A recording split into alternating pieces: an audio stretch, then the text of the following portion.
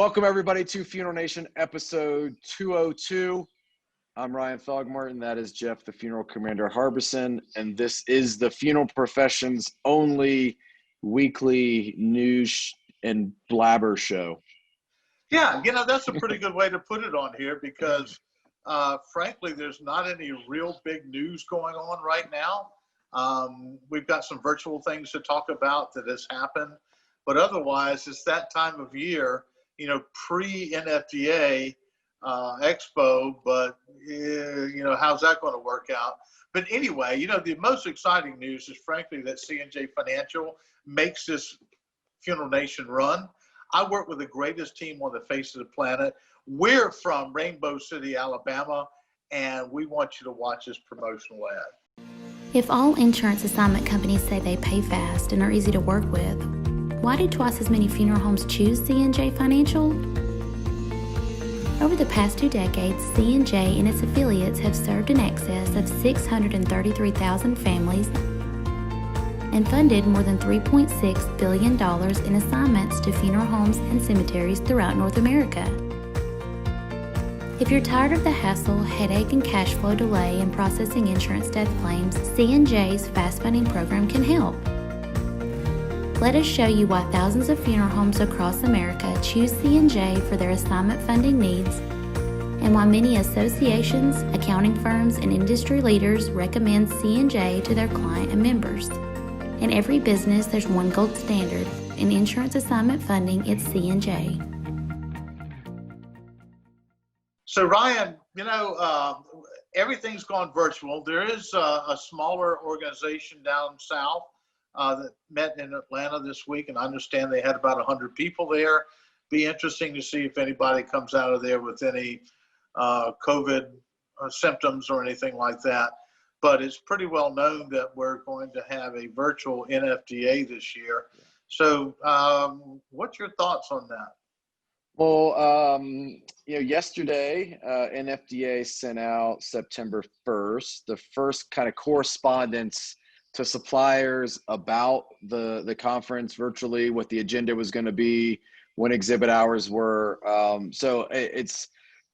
I think they did the right thing in kind of waiting to put out a finalized plan before saying, really, they've been pretty quiet since they announced that it was going to be virtual, which I think they probably sat back and watched too to see how Cana and the NDMA, how those things went, those conferences virtually.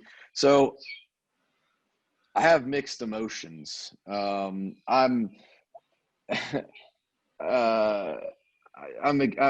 excited with anticipation to see how it's going to go, but I also, both of you and I have been involved in the other virtual conventions, and there's something lacking there. They were great, but from a supplier side, the interactions are a little bit difficult. So, I'm hoping that this is different. And look, I think this is going to not be the only time that we have virtual conferences.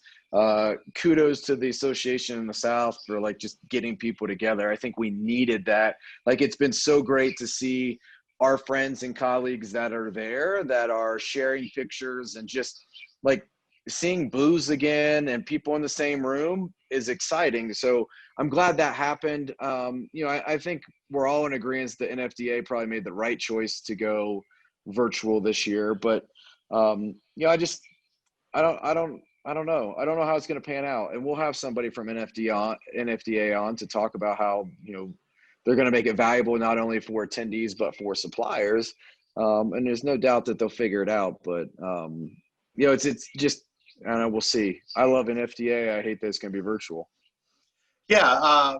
Unfortunately, my experience with a few of these so far this year, from a supplier vendor standpoint, it was frankly pretty close to a bust, but we did end up with some business out of it. But just the time that you're sitting there waiting to engage, that sort of thing, it really is a lengthy time. It's not very expensive to participate, so that helps a bit.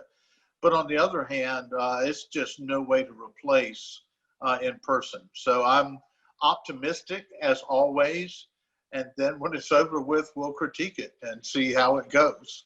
We're going to do something here at Funeral Nation and C&J that's going to be completely different. Nobody's ever done it. We'll just start kind of putting that out there, but we're going to have a smoking great time, just to let everybody know it's coming. That's a subtle hint that just gives it all away, right? I didn't say what it is, but it'll be a fun event. Well, your folks put up a pretty interesting article this week about the funeral home up in New York that has some real issues with storage. And, interesting, this is basically the first week of September. And, we don't hear that much about COVID or issues within the funeral industry. That sort of calmed down. However, it didn't go without problems where we're still seeing funeral homes having less revenue per call, getting more calls for the most part, but it's still changed. And I know that we're still virtually meeting with families, but it's starting to open up a little bit where you can have capacity of, seating and that sort of thing versus, back in May and end of April where there was no one attending a funeral. So, the news is good, but I don't think we're anywhere near out of the woods at this point.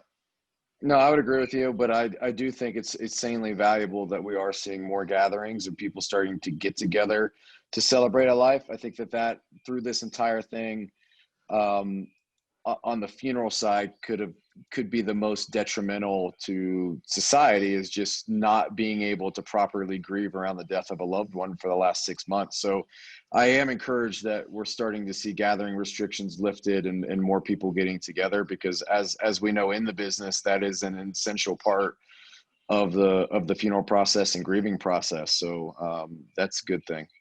Yeah, it is. Well, you're out in the Midwest somewhere, and I'm down here where it's nice and frothy. We actually, in Phoenix, we've had over 50 days, over 110 this year. It's a record. And Wow. We got a few days left this weekend. So it's been a great year to work on your tan, but it's kind of sweaty out this way. That's hot. That is hot. It's a dry heat, though. So it's a dry heat, and it dries you out completely. You can look at all my plants.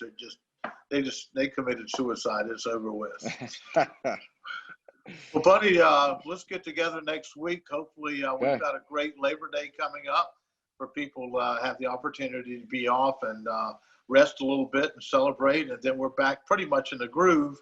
And usually that second or third week in September is where we start getting ginned up and, talking about some new announcements and things going on in the industry. So hopefully that'll be newsworthy when we get back together again at 2:03 next week. 2:03. Okay. Until next time, have a great effing week. Out here.